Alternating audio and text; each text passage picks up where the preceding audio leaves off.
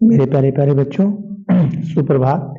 प्यारे बच्चों, आज हम जैसा कि आप सब लोगों की मांग पर प्रसाद को हम जयशंकर प्रसाद को हम आपको फिर एक ऑनलाइन माध्यम से, ऑफलाइन तो पढ़ाया ही था प्यारे बच्चों। आज हम आपको ऑनलाइन माध्यम से एक बार दोबारा फिर आपको हम रिपीट करा देते हैं, क्योंकि कुछ बच्चों ने मांग की थी कि सर जो हमारा जयशंकर प्रसाद है इसको एक बार फिर से, तो हम इसको आपको फिर एक बार हम ऑनलाइन के माध्यम से प्यारे बच्चों हम रिपीट करा देते हैं, क्योंकि प्रसाद भी आपके परीक्षा की दृष्टि से बेहद महत्वपूर्ण और बहुत ही महत्वपूर्ण पाठ है, जो कि इनका गीत और श्रद्धामनु है। जयशंकर प्रसाद छायावाद के स्तंभ है प्यारे बच्चों। जैसा कि मैंने आपको पहले भी बताया है, पंत प्रसाद निराला और महादेवी वर्मा ये छायावाद के स्तंभ माने जाते हैं। और छायावाद युग की स्थापना ही जयशंकर प्रसाद ने की।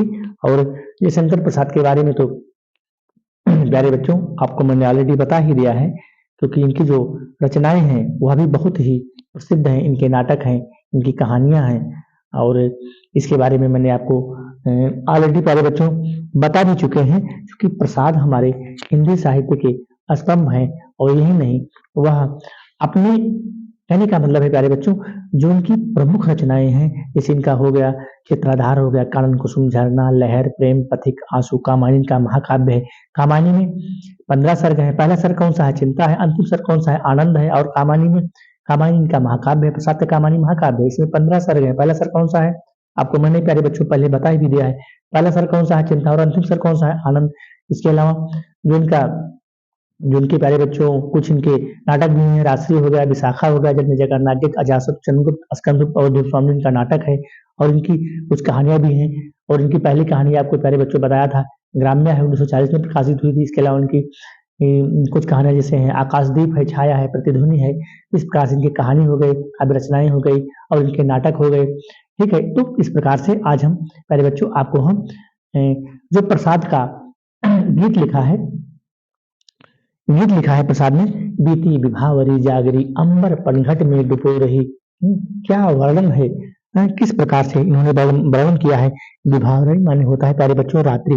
विभावरी, बिल्कुल किताब को सामने रखिएगा प्यारे बच्चों, मैंने भी अपना बुक सामने रखा हुआ है। और आज हम प्रसाद को पूरी रचना, प्रसाद की जितनी भी रचना है, गीत है इनका और श्रद्धामन है, पूरा हम एक बार में आपको हम चैप्टर कंप्लीट करा देते हैं। लेकिन कहीं से भी प्रश्न आए प्यारे बच्चों, छूटना नहीं चाहिए। जितनी बार आप पढ़ोगे मैं उतनी बार पढ़ाऊंगा, लेकिन प्रश्न छूटना नहीं चाहिए। तो चलो हम कुछ शब्द के अर्थ बता देते हैं। विभावरी माने होता है रात्रि। ताराघट माने होता है तारा रूपी घड़ा। नागरी माने होता है चतुर। नागरी माने क्या होता है? चतुर। और किसले माने होता है नया पत्ता। लतिका माने होता है वेल। और मुकुल माने होता है कली। अलको माने होता है बाल। अलको में मलयज बंद की, अलको माने होता है बाल। और मलयज माने होता है मलय पर्वत से आने वाली खुशबू या सुगंध। आली माने होता है सखी। और विहाग माने होता है आलस्य, विरह, वेदना, विहाग। तो ठीक है मेरे बच्चों, तो संदर्भ आप जानते हो, प्रस्तुत पद्यांश हमारी पाठ्य पुस्तक हिंदी के जो है हिंदी के जो है गीत नामक पाठ से, जो कि प्रसाद द्वारा रचित है। और इसके जो हमारे रचयिता हैं जयशंकर प्रसाद जी हैं, जो कि छायावाद के स्तंभ माने जाते हैं। और उन्होंने किस प्रकार से इसकी रचना की है। तो चलो ठीक है प्यारे बच्चों, आ जाते हैं सीधे अपने टॉपिक पर। बीती विभावरी जागरी अंबर पनघट में डुबो रही, तारा घट ऊषा नगरी। कहने का मतलब है प्यारे बच्चों, एक सखी दूसरी सखी से कहती है कि ए सखी, रात्रि व्यतीत हो गई है। शब्द का अर्थ है प्यारे बच्चों, हाथ में पेंसिल रबड़ होनी चाहिए। आपके हाथ में पेंसिल और रबड़, अगर रफ कॉपी नहीं है प्यारे बच्चों तो बुक पर ही नोट कर लीजिए। जब तुम्हारी व्याख्या की जाएगी उसको मिटा देना। विभावरी रात्रि, ताराघट तारा रूपी घड़ा, नोट कर लीजिए। नागरी माने होता है चतुर। किसले माने नवीन पत्ता। लटका माने बेल होता है। मुकुल माने कली। अल्को माने बाल। मलज माने मलय पर्वत से आने वाली खुशबू या सुगंध। आली माने होता है सखी। विभाग माने आलस्य और विरह, वेदना। नीति विभावरी जागरी अंबर पनघट में डुबो रही, तारा घट ऊषा नगरी। एक सखी दूसरी सखी से कहती है, हे सखी, रात्रि व्यतीत हो गई है। एक सखी दूसरी सखी से कहती है, क्या कहती है? सखी, रात्रि व्यतीत हो गई है। यहाँ देखिएगा प्यारे बच्चों, मैं इसको आपको एक्सप्लेन कर रहा हूँ। किताब सामने रखिएगा, हाथ में पेंसिल और रबड़ आपके होनी चाहिए। ठीक है, तो क्या कहती है सखी? सखी ये सखी दूसरी सखी से कहते कि ये सखी रात्रि व्यतीत हो गई है, अब तेरा जागना ही उचित है। अब तेरा जागना ही उचित है। क्यों? क्योंकि बीती विभावरी जागरी, रात्रि व्यतीत हो गई है। एक सखी दूसरी सखी से कहते हैं कि हे सखी, रात्रि बीत गई है, रात्रि बीत चुकी है, अब तुम्हारा जागना ही उचित है। क्यों? क्योंकि गगन रूपी पनघट में, गगन रूपी पनघट में अंबर, अंबर माने होता है आकाश, गगन रूपी पनघट में ऊषा रूपी नायिका, ऊषा रूपी चतुर नायिका घड़े को डुबो रही है। अंबर पनघट में डुबो रही कहने का मतलब है गगन रूपी पनघट में ऊषा रूपी चतुर नायिका है, या नक्षत्र नायिका या फिर चतुर नायिका नक्षत्र रूपी घड़े को डुबो रही है। क्योंकि तारा घट ऊषा नगरी है, नायिका तारा रूपी घड़े को डुबो रही है, अर्थात समस्त जो जितने भी सारे नक्षत्र हैं वह प्रभात के आगमन के कारण आकाश में लीन हो गए हैं, आकाश में लीन हो गए हैं, आकाश में लीन हो गए हैं। और प्रातः काल के आगमन पर पक्षी का जो समूह है वह कलरव कर रहा है। खग कुल सा बोल रहा, किसलय का अंचल डोल रहा, लोया लतिका भी भर लाई, मधु मुकुल नवल रस गागरी। गागरी माने होता है गगरी, खग माने होता है पक्षी। तो कहने का मतलब है प्यारे बच्चों, एक बार फिर से देख लेते हैं, जो कि हमारे बच्चे बहुत ही इम्पोर्टेंट है परीक्षा के दृष्टि से। आपको गीत प्रसाद का गीत जो है बहुत ही इम्पोर्टेंट है। बीती विभावरी जागरी, एक सखी दूसरी सखी से कहती है, क्या कहती है? ये सखी, चिन्ह लगा लो, ए सखी रात्रि व्यतीत हो गई है, अब तेरा जागना उचित है। भाई वैसे भी सुबह 4-5 बजे के बाद जागना उचित रहता है, 5 बजे के बाद, 5:30 बजे के बाद उसे भी महिलाएं तो पहले ही उठ जाती हैं, थोड़ा पुरुष बाद में उठते हैं। तो कहने का मतलब है एक सखी दूसरी सखी से कह रही है कि ए सखी रात्रि व्यतीत हो गई है, बीती विभावरी जागरी, रात्रि व्यतीत हो गई है और अब तेरा जागना ही उचित है। क्योंकि गगन रूपी पनघट में, अंबर पनघट में डुबो रही, गगन रूपी पनघट में ऊषा रूपी चतुर नायिका अपने नक्षत्र रूपी घड़े को डुबो रही है। तारा घट ऊषा नगरी, ऊषा माने होता है सुबह की जो पहली किरण होती है, नागरी माने होता है चतुर, यानी कि गगन रूपी पनघट में ऊषा रूपी चतुर नायिका नक्षत्र रूपी घड़े को डुबो रही है। अर्थात समस्त नक्षत्र प्रभात के कारण आकाश में लीन हो गए हैं। दूसरे रूप में प्यारे बच्चों, अर्थात जितने भी नक्षत्र हैं, जितने भी तारे हैं, वह प्रभात के कारण, सुबह होने के कारण आकाश में लीन हो गए। उसे भी जब सुबह हो जाती है प्यारे बच्चों, तो फिर जो आकाश में तारे टिमटिमाते रहते हैं उनका प्रभाव हल्का हो जाता है। फिर अब हम नीचे की लाइन में आते हैं। खकुल कुलसा बोल रहा है, किसलय का अंचल रो रहा, लो या लटका भी भलाई, मधु मुकुल नवल रस गागरी। अर्थात प्रातः काल के आगमन पर पक्षी का जो समूह है वह कलरव कर रहा है। कलरव का मतलब आवाज कर रहा है। और तथा पल्लव का जो पल्लव है, उनका जो अंचल है, उनका जो पल्लव है उनका अंचल डोल रहा है। और शीतल मंद सुगंधित समीर प्रवाहित हो रही है, यानी कि मंद मंद शीतल हवा और सुगंधित हवा बह रही है। लो यह लतिका भी भर लाई, मधु मुकुल नवल रस गागरी। अर्थात यह लतिका, यह लता भी नवीन पराग रूपी, यह लता भी नए पराग रूपी रस से युक्त, पराग रूपी रस से युक्त घड़े को भर लाई है। लो यह लतिका भी भर लाई, अर्थात यह लता भी नए पराग रूपी घड़े को भर लाई है। तो कहने का मतलब है कि ए सखी मधु मुकुल रवस रस गागरी। अर्थात ऐ सखी जो समस्त यानी कि पुष्पों में परिवर्तित होकर पराग से युक्त हे सखी अपने अधरों में प्रेम की मदिरा को पिए हुए, अधरों में राग मंद पिए, अलकों में मलयज बंद किए, तू अब तक सोई है आली, आंखों में भरे बिहागरी। अधरों में, अधर माने होता है ओठ, राग माने होता है प्रेम। कहने का मतलब है ऐ सखी तू अपने अधरों में प्रेम की मदिरा को पिए हुए है अधरों में राग, यानी कि अपने ओठों पर प्रेम के राग को धारण किए हुए, प्रेम के राग को पिए हुए है। क्योंकि अपने बालों में अलकों में मलय, अलको माने होता है बाल, अपने बालों में सुगंध को समाये हुए है।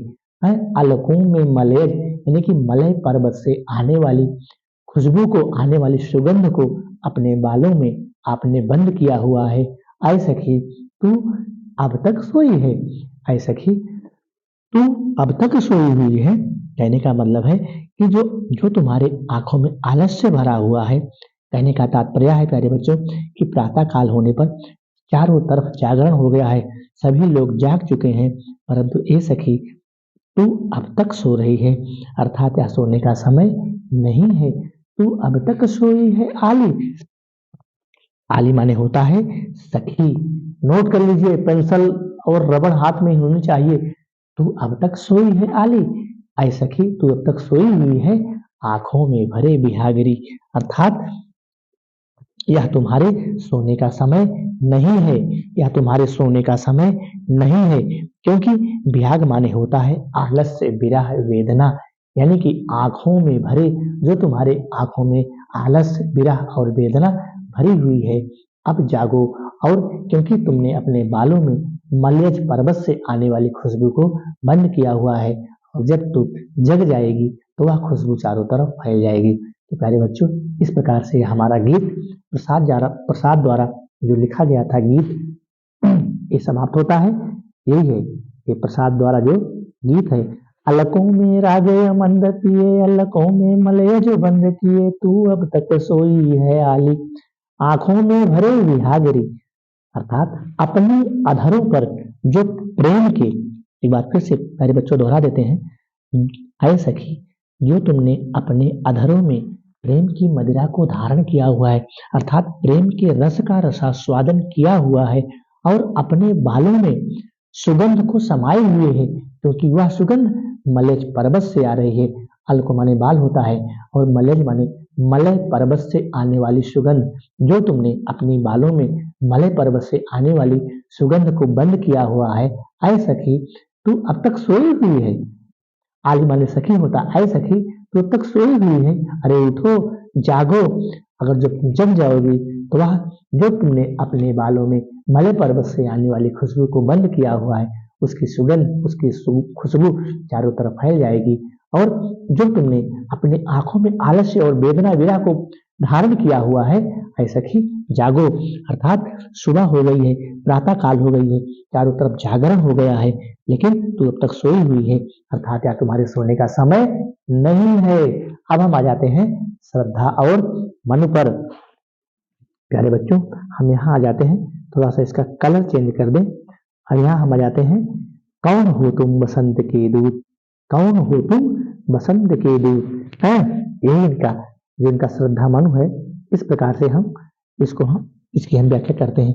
कौन हो तुम संसृत जल निधि तीर, तरंगों से फेंकी मड़िए, कर रहे निर्जन का चुपचाप, प्रभा की धारा से अभिषेक, प्रभा की धारा से अभिषेक। प्यारे बच्चों, ऐसे चार चार लाइन पढ़ेंगे और आपको हम एक्सप्लेन करते चलेंगे। हाँ, काव्य सौंदर्य तो आपको लिखना नहीं है, क्योंकि जो आपके वहाँ 5 क्वेश्चन देगा, प्रस्तुत पदानुसार हमारी पाठ्य पुस्तक हिंदी के और गीत नामक पाठ से अवतरित है, जिसको प्रसाद जी ने लिखा है, उसके रचयिता हमारे जयशंकर प्रसाद जी हैं। प्यारे बच्चों, हाँ, अलंकार यहाँ जो इसमें है, ये कुल मिलाकर के सांग रूपक है, और कुल में पुनरुक्ति प्रकाश है, ध्यान से दीजिएगा प्यारे बच्चों। और जो भाषा है प्रसाद की शुद्ध संस्कृत खड़ी बोली है, प्रसाद की जो भाषा है शुद्ध संस्कृत खड़ी बोली है, और इनकी गीत शैली का सुंदर प्रयोग किया है। अलंकार इसमें आप थोड़ा सा जान लीजिए, सांग रूपक और कुल में पुनरुक्ति प्रकाश अनुप्रास मानवीकरण उपमा श्लेषण। मैंने आपको बताया भी है कि कई अलंकारों को आपको नामोल्लेख कर देना है। कहाँ टीचर को पता रहता है, काफी चेक करने वाले को पता ही नहीं रहता कि इसमें कौन सा अलंकार है, तो आप लिख दीजिएगा पुनरुक्ति प्रकाश अनुप्रास मानवीकरण उपमा श्लेष सांग रूपक, इन्हीं कठिन अलंकारों का नामोल्लेख, 2-3 अलंकारों का नामोल्लेख कर दीजिएगा, टीचर को पता ही नहीं रहेगा कि इसमें कौन सा अलंकार है। चलो आते हैं हम श्रद्धामन पर। श्रद्धामन पर आते हैं प्यारे बच्चों। इस प्रकार से हम श्रद्धा मन से प्रश्न करती है, कौन तुम? श्रद्धा मन से प्रश्न करती है कि तुम कौन हो? श्रद्धा मन से प्रश्न करती है कि तुम कौन हो? जिस प्रकार से सागर की लहरें अपनी तरंगों से मड़ियों को अपने किनारे पर फेंक देती हैं, कौन हो तुम? संसृत जल निधि तीर है, संसृत जल निधि तीर। संसृत जल निधि माने होता है भवसागर। हाथ में पेंसिल और रबड़ होनी चाहिए प्यारे बच्चों, ठीक है, नहीं तो फिर व्याख्या नहीं समझ पाओगे। नोट कर लीजिए, संसृत जलनिधि माने होता है भवसागर, निर्जन माने होता है शून्य। एक एक शब्द को तोड़ करके हम शब्दार्थ बता रहे हैं आपको, ठीक है। और इसके बाद निर्जन माने होता है शून्य, या जिसको हम नीरे भी कहते हैं। और प्रभा की धारा, प्रभा की धारा, प्रभा की धारा माने होता है कांति की किरणें। अभिषेक माने होता है सुशोभित करना। अभिषेक से कहते नहीं भाई अभिषेक हो रहा है, यानी कि सुंदर सजावट, जिसको कहते हैं अभिषेक हो रहा है। तो अभिषेक का मतलब होता है सुशोभित करना। विश्रांत माने होता है थका हुआ, विश्रांत, विश्रांत माने थका हुआ। दूसरे वाले में मधुर विश्रांत और एकांत। विश्रांत माने होता है थका हुआ, भी हमारा उपसर्ग है। शांत, शांत, शांत भी उपसर्ग लग गया, अर्थ चेंज हो गया। भी उपसर्ग लग गया, अर्थ चेंज हो गया, लेकिन थकावट। शांत, जो हम जिसे शांत बैठे रहते हैं शांत है, और जैसे ही उपसर्ग लगा अर्थ चेंज हो गया, विश्रांत अर्थात थकावट। चलो ठीक है, व्याख्या करते हैं पहले बच्चों। कौन हो तुम? संसृत जल निधि तीर, अर्थात श्रद्धा मन से प्रश्न करती है कि तुम कौन हो? जिस प्रकार सागर की लहरें अपनी तरंगों से मड़ियों को अपने किनारे पर फेंक देती हैं, जिस प्रकार से सागर की लहरें, जिस प्रकार से सागर की लहरें, संस्कृत जल निधि भवसागर होता है, जिस प्रकार से सागर की लहरें अपनी तरंगों से, जैसे समुद्र नहीं होता है जब उसमें तरंगे आती रहती हैं, तो जिस प्रकार से सागर की लहरें, जिस प्रकार से सागर की लहरें अपनी तरंगों से मड़ियों को अपने किनारे पर फेंक देती है, क्योंकि समुद्र में जो बड़ी बड़ी लहरें आती हैं, जब उसकी लहरें तेजी से आई तो वहां उस लहरों के माध्यम से, उस लहरों के साथ में मड़ियों को ला करके वह किनारों पर फेंक देती है प्यारे बच्चों। और जो बड़ी बड़ी सीपी होती हैं, बड़ी बड़ी शंख होती हैं, वह समुद्र में ही पाई जाती हैं। और जब बड़ी बड़ी लहरें आती हैं तो उसी लहरों के साथ से बड़ी बड़ी सीपियां और जो बड़े बड़े शंख होते हैं वो किनारों पे लाके फेंक देती हैं। और जो वहाँ के लोग होते हैं, जिसको जुगतिया लोग कहते हैं, वो शंख को ला करके मार्केट में उसको बड़ी बड़ी कीमत पर बेचते हैं। उसी प्रकार से संसार रूपी सागर की लहरों के द्वारा इस निर्जन स्थान में फेंके हुए तुम कौन हो? अर्थात तरंगों से फेंकी मड़िए, अर्थात उस समुद्र के किनारे से जब लहरें उठती हैं तो लाकर के किनारे पर फेंक देती हैं। तो नीचे की लाइन है, कर रहे निर्जन का चुपचाप, अर्थात लहरों के इस निर्जन स्थान में फेंके हुए तुम कौन हो? तुम चुपचाप बैठ करके इस निर्जन स्थान में अपनी आभा को इस प्रकार से बिखेर रहे हो। प्रभा कर रहे निर्जन का चुप, निर्जन माने होता है सुनसान, यानी कि जो श्रद्धा है, श्रद्धा और मन बिल्कुल श्रद्धा का पूछती है कि तुम चुपचाप बैठकर इस निर्जन स्थान को अपनी आभा से उसी प्रकार सुशोभित, यानी कि इस प्रकार से तुम सिंचित कर रहे हो जैसे सागर तट पर पड़ी हुई मणि उसके निर्जन तट को आलोकित करती है, प्रकाशमान करती है। क्योंकि वह समुद्र जब अपनी लहरों के माध्यम से मणि को ला करके किनारे पर फेंक देता है तो वह मणि बिल्कुल निर्जन और सुनसान स्थान पर चमकती रहती है।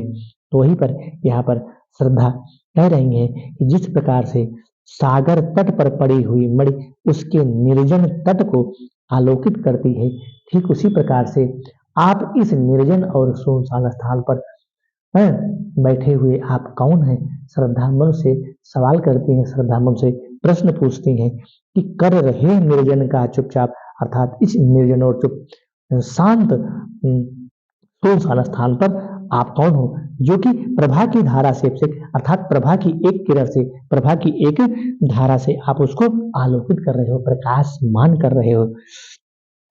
चलो प्यारे बच्चों, हम नीचे आ जाते हैं इस वाली लाइन पे, यहाँ आ जाते हैं। मधुर विश्रांत और एकांत, जगत का सुलझा हुआ रहस्य, एक करुणामय सुंदर मौन और चंचल मन का आलस्य, अर्थात श्रद्धा कहती है कि हे अपरिचित, तुम मुझे मधुरता, थकावट और नीरवता से परिपूर्ण इस संसार में सुलझे हुए रहस्य की भांति प्रतीत हो रहे हो।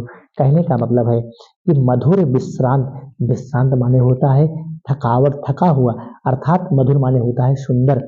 तो श्रद्धा कहती है कि हे अपरिचित, क्योंकि श्रद्धा और मन, श्रद्धा मन से प्रश्न पूछती है क्योंकि हे अपरिचित, तुम मुझे, अर्थात तुम मुझे मधुरता और थकावट और नीरवता से परिपूर्ण, क्योंकि तुम मधुर हो, थकावट हो और थकावट से बिल्कुल सने हुए हो और नीरवता से परिपूर्ण इस संसार में जगत का सुलझा हुआ रहस्य, इस संसार में सुलझे हुए रहस्य की भांति प्रतीत हो रहे हो। कबीर रहस्यवादी, कबीर हिंदी साहित्य में पहले रहस्यवादी कब माने जाते हैं प्यारे बच्चों? कबीर दास। ध्यान दीजिएगा। तो जगत का सुलझा हुआ रहस्य, अर्थात जो जगत का सुलझा हुआ रहस्य है, तुम यहाँ पर एक रहस्य की भांति प्रतीत हो रहे हो। अर्थात एक करुणामय सुंदर मौन, अर्थात अपरिचित होने के कारण तुम रहस्यमय हो, फिर तुम्हारी मुखाकृति भाव का रहस्य सुलझा रहा है। अर्थात जो तुम्हारा यह सुंदर और मौन रूप करुणा से परिपूर्ण है, एक करुणामय सुंदर मौन, यानी कि जो तुम्हारा यह सुंदर और मौन रूप करुणा से परिपूर्ण है, और तुम्हारे चंचल मन आलस्य को, यानी कि तुम्हारे चंचल मन ने, और चंचल मन का आलस, यानी कि जो तुम्हारा यह चंचल मन है, उसने आलस्य को धारण किया हुआ है। भाषा खड़ी बोली, ठीक है, भाषा खड़ी बोली अलंकार यहाँ लिख सकते हो, रूपक है, उत्प्रेक्षा कहीं कहीं, और कहीं कहीं जो विरोधाभास भी है, कहीं कहीं विरोधाभास अलंकार है, शब्द शक्ति लक्षणा लिख सकते हो, गुण माधुर है। तो चलो ठीक है प्यारे बच्चों, हम अगले पे चलते हैं। सुना यह मधु ने मधु गुंजार, सुना यह मधुकरी माने होता है भ्रमरी, मधुकरी, मधुकरी माने क्या होता है? भ्रमरी, नोट कर लीजिए। सानंद माने होता है आनंद युक्त। सुना यह मधु ने मधु गुंजार, मधुकरी का सा जब सानंद, किए मुख नीचा कमल समान, प्रथम कवि का ज्यों सुंदर छंद। मौन माने होता है चुप, सानंद माने होता है आनंद युक्त, मधुकरी माने होता है भ्रमरी। चलो आते हैं व्याख्या पर। यानी कि श्रद्धा ने जब मन से उनका परिचय पूछा, श्रद्धा ने मन से जब उनका परिचय पूछा, इसका श्रद्धा ने मन से क्या पूछा कि सुना यह मनु ने मधु गुंजार। जब श्रद्धा ने मन से उनका परिचय पूछा, तब जीवन से निराश उस निर्जन प्रांत में श्रद्धा का मधुर स्वर उन्हें भावनों की मधुर गुनगुन समान आनंद प्रदान करने वाला लगा। यानी कि सुना यह मन ने, जब मन ने श्रद्धा के सुंदर और मधुर गुंजायमान, जब मन ने श्रद्धा के उस निर्जन प्रांत में श्रद्धा का जो मधुर स्वर, यानी कि श्रद्धा का जो मधुर गीत उन्हें भावों की भांति मधुर और गुनगुन के समान आनंद प्रदान करने वाला लगा। कि जो मन थे वह एकांत और निर्जन स्थान पर बैठे हुए थे, और जैसे ही उस एकांत और निर्जन स्थान पर कोई सहारा दिखाई पड़ता है, तो निश्चित ही प्यारे बच्चों आनंद की अनुभूति होती है। तो वैसे वहां पर मन को भी लगा कि अब मेरे लिए कोई सहायक या कोई सहारा देने वाला मिल गया। तो ही यहाँ पर कवि को लिखना पड़ा, प्रसाद को लिखना पड़ा। क्या लिखना पड़ा कि सुना यह मनु ने मधु गुंजार, अर्थात मनु ने जब श्रद्धा के उस मधुर गीत को मधुर गुनगुनाहट को जब सुना, तो उनको आनंद प्रदान करने वाला लगा। और मधुकरी का सा जब सानंद, अर्थात वह उनका गीत बिल्कुल मधुकरी के समान, यानी कि भ्रमरी की जिस प्रकार से भंवरा गुनगुनाता है ना, ये फूल के पास आता है भंवरा, तो बिल्कुल उस पराग के रस का रसास्वादन करने के लिए आवाज करता है, ठीक उसी प्रकार से वह जो आनंद है वह मन को निश्चित ही आनंद देने वाला महसूस हुआ। अगली लाइन है, किए मुख नीचा कमल समान, यानी कि लज्जावश श्रद्धा ने अपना सिर नीचे झुका रखा था। लज्जावश श्रद्धा ने सुना, यानी कि ये मुख नीचा कमल समान, यानी कि यहाँ पर श्रद्धा ने लज्जावश, यानी कि लज्जावश अपने सिर को नीचे झुका रखा था, कमल के समान झुका रखा था। क्यों? क्योंकि वह अपना मुख नीचा किए पृथ्वी को देख रही थी कि ये मुख नीचा कमल समान, क्योंकि यहाँ पर श्रद्धा अपने मुख को नीचा किए हुए कमल के समान पृथ्वी को देख रही थी। तब उसका झुका हुआ मुख, यानी कि जब वह श्रद्धा अपने मुख को नीचे की हुई पृथ्वी की तरफ देख रही थी, तब उसका झुका हुआ मुख मन को ऐसा मनोहर और प्रतीत, यानी कि इस प्रकार से मनोहारी और प्रतीत लगा जैसे कोई खिला हुआ कमल नीचे झुक गया हो, मानो कोई खिला हुआ कमल नीचे झुक गया हो, कि ये मुख नीचा कमल समान, कोई खिला हुआ कमल नीचे झुक गया हो, और उस कमल मुख से निकलने वाले मधुर शब्द मन को किसी कवि की सुंदर कविता के समान आनंदित आह्लादकारी प्रतीत हुए। प्रथम कवि का जो सुंदर छंद, जिस प्रकार से कोई कवि पहले छंद की रचना करता है, तो उसी प्रकार से मुख से निकले मधुर शब्द मन को किसी कवि की सुंदर कविता के समान सुंदर और मनोहारी प्रतीत हुए। अब हम यहाँ पर आ जाते हैं। प्यारे बच्चों, किताब सामने रखिएगा, ठीक है। एक झटका लगा सहर्ष, एक झटका लगा सहर्ष, यहाँ इस लाइन पे आ जाते हैं।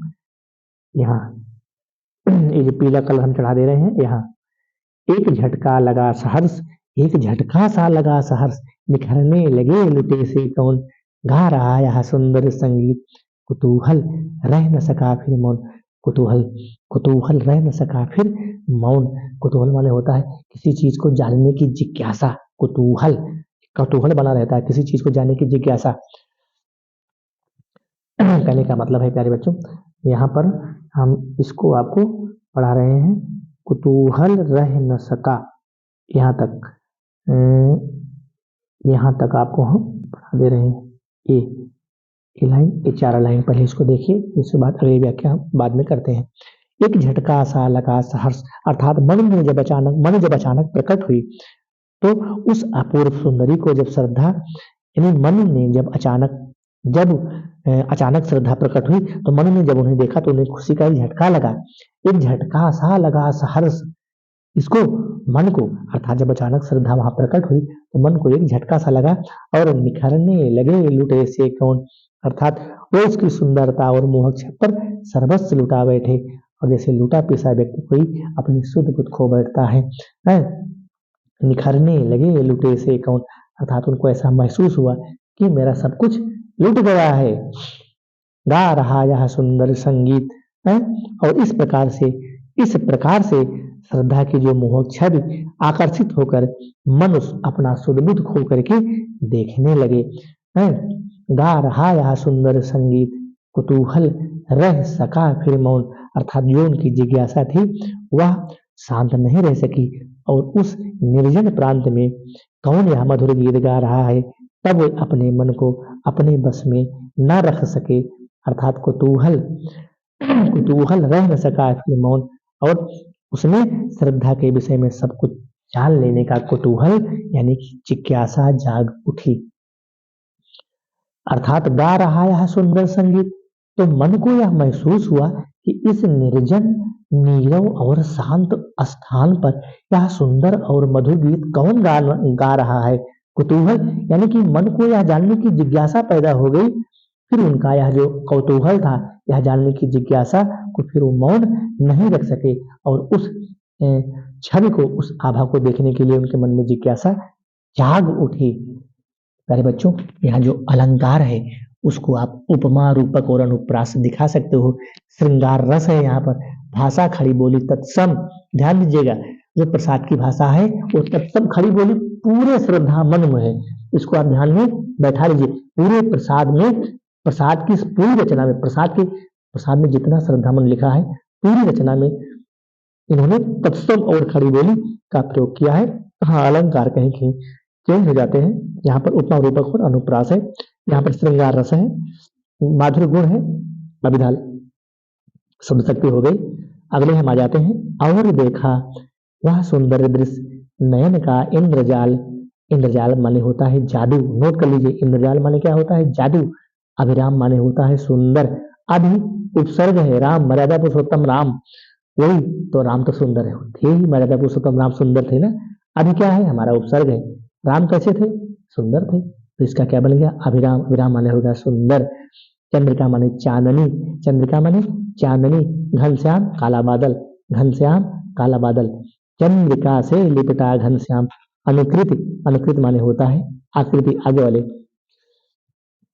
चलो व्याख्या पर आते हैं। जब मन ने कुतूहल बस ऊपर की ओर देखा तो उन्हें सौंदर्य से भरपूर श्रद्धा उनके बिल्कुल निकट खड़ी हुई थी। और देखा वह सुंदर दृश्य, यानी कि मन ने जब कुतूहल बस या जिज्ञासा बस ऊपर की ओर देखा तो उन्हें सौंदर्य से भरपूर, बिल्कुल सजी हुई, सज धज के साथ, यानी कि पूर्ण सौंदर्य के साथ, पूर्ण सुंदरता के साथ श्रद्धा उनके सामने खड़ी हुई थी। और देखा वह सुंदर दृश्य, जब उन्होंने, कौन? मन ने जब यह दृश्य देखा तो फिर नयन का इंद्रजाल, जो उनके नेत्रों का जादू था, जो उनके नेत्रों का जादू था, जादू के समान, अर्थात वह दृश्य उनके नेत्रों को जादू के समान अपनी ओर आकर्षित कर रहा था, अपनी ओर आकर्षित कर रहा था। मेरे बच्चों ठीक है, यह दृश्य उनके नेत्रों को जादू के समान अपनी ओर आकर्षित कर रहा था।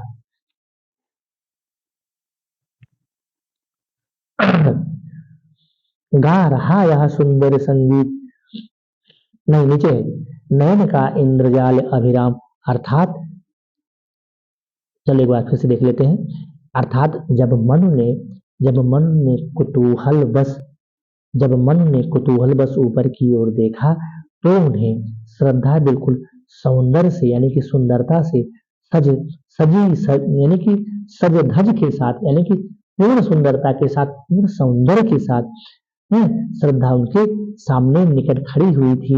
और यह दृश्य उनके नेत्रों को जादू के समान अपनी ओर आकर्षित कर रहा था। अर्थात नयन का इंद्रजाल, जो उनके नेत्रों का जादू था, वह उनकी ओर, उस सुंदरता की ओर आकर्षित कर रहा था।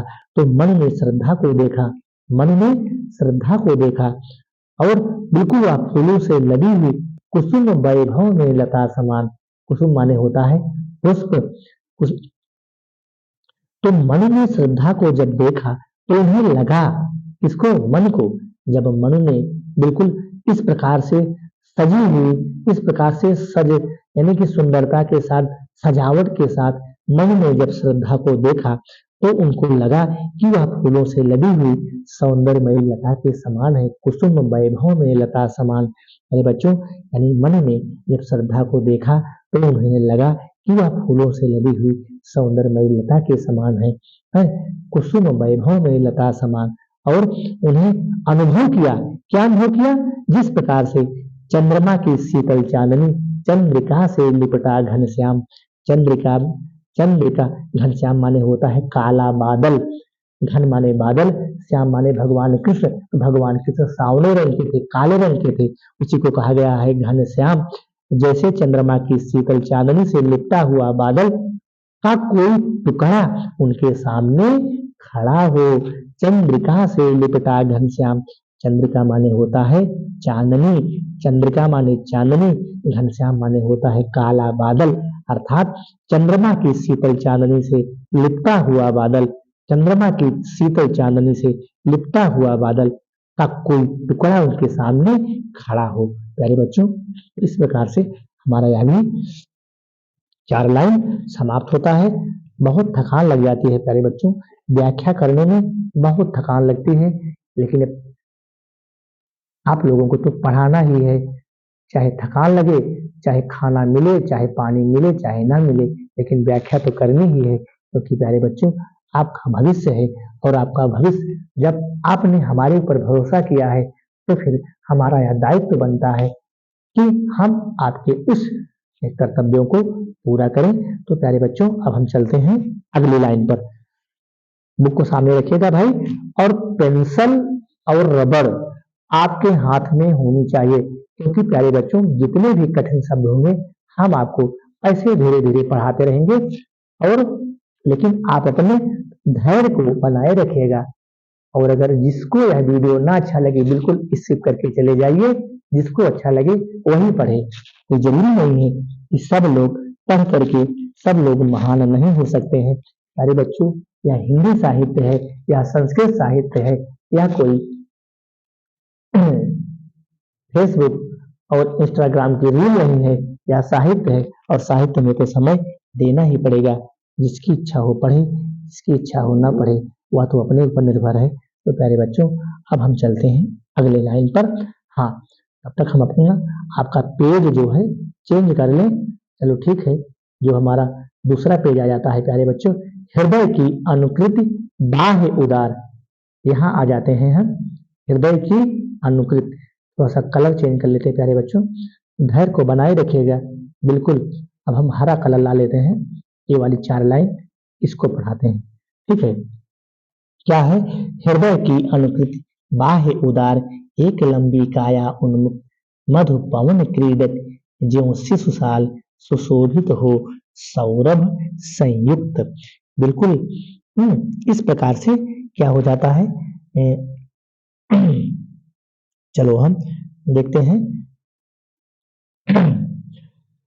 श्रद्धा के शरीर का अधिकांश भाग हृदय की अनुकृति बाह्य उदार, हृदय की अनुकृति बाह्य उदार, अर्थात कहने का मतलब यह है कि श्रद्धा के शरीर का अधिकांश भाग खुला हुआ था।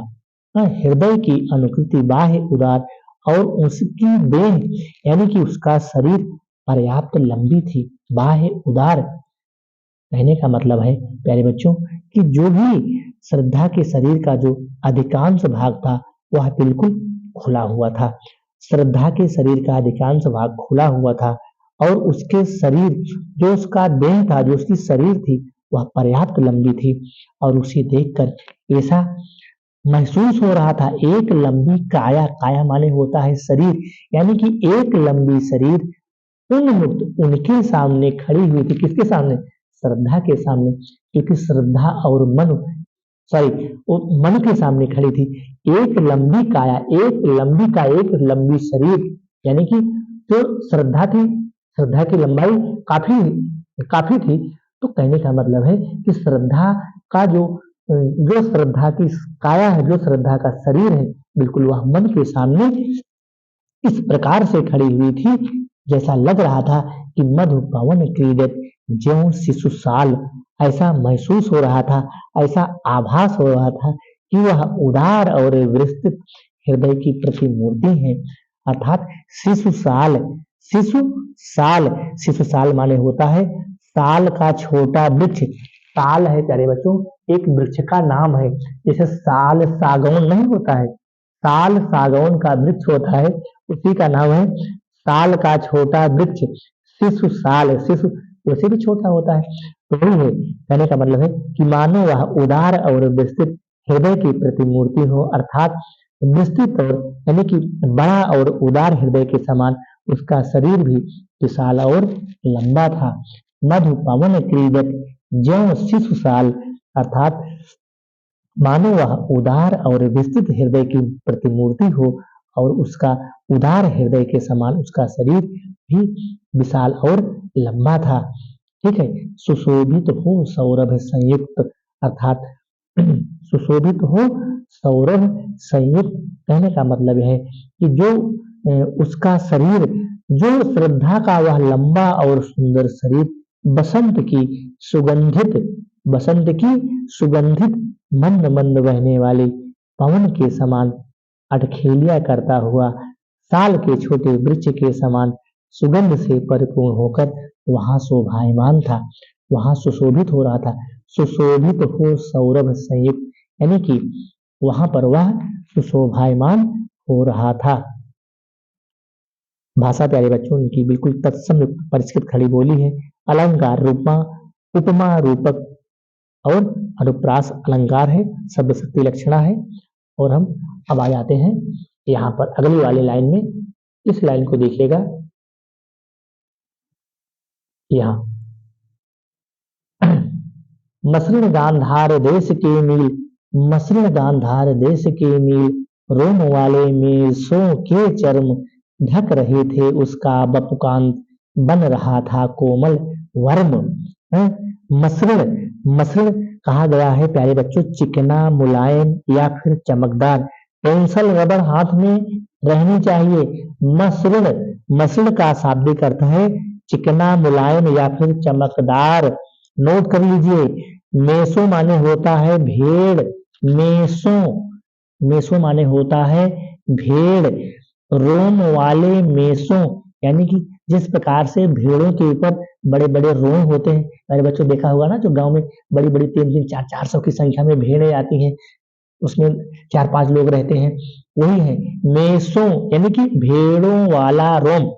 मेसो माने होता है भेड़। बपुकांत माने होता है सुंदर शरीर, कांत माने काया, शरीर, बपुकांत सुंदर शरीर। नोट कर लीजिए बपुकांत। चूंकि पहले बच्चों मैंने आपको ऑफलाइन पढ़ाया था, लेकिन आपके आपके कहने पर, आपके जो है कहने पर मैं इसको दोबारा पढ़ा रहा हूं, तो गड़बड़ नहीं होना चाहिए। जब मैं व्याख्या करूंगा तो आपको लिख के दिखाना पड़ेगा। बपुकांत माने सुंदर शरीर। वर्म माने होता है कवच, वर्म, वर्म माने क्या होता है कवच। नोट कर लीजिए वर्म माने कवच होता है। चलो व्याख्या आते हैं। मसृण, मसृण माने होता है चिकना, मुलायम, चमकदार, चिकना, मुलायम, चमकदार। मसृण गांधार देश के नील अर्थात श्रद्धा ने गांधार देश में पाई जाने वाली एक उत्तम नस्ल की नीले हैं, नीले बालों वाली भेड़ों की खाल से बने उसका अत्यंत सुंदर और कोमल शरीर इस प्रकार से चमकदार वस्त्र को धारण कर रखे थे। कहने का मतलब है प्यारे बच्चों कि बिल्कुल श्रद्धा ने, जो कि एक गांधार देश है, उस गांधार देश में पाई जाने वाली एक अच्छी किस्म की, एक उत्तम किस्म की एक जो भेड़ें होती है ना, वो नीले रंग की होती है। उस उत्तम नस्ल की जो नीले बालों वाली जो भेड़ें होती हैं, उसकी खाल से बने हुए अत्यंत कोमल और सुंदर चमकदार वस्त्र धारण कर रखे थे।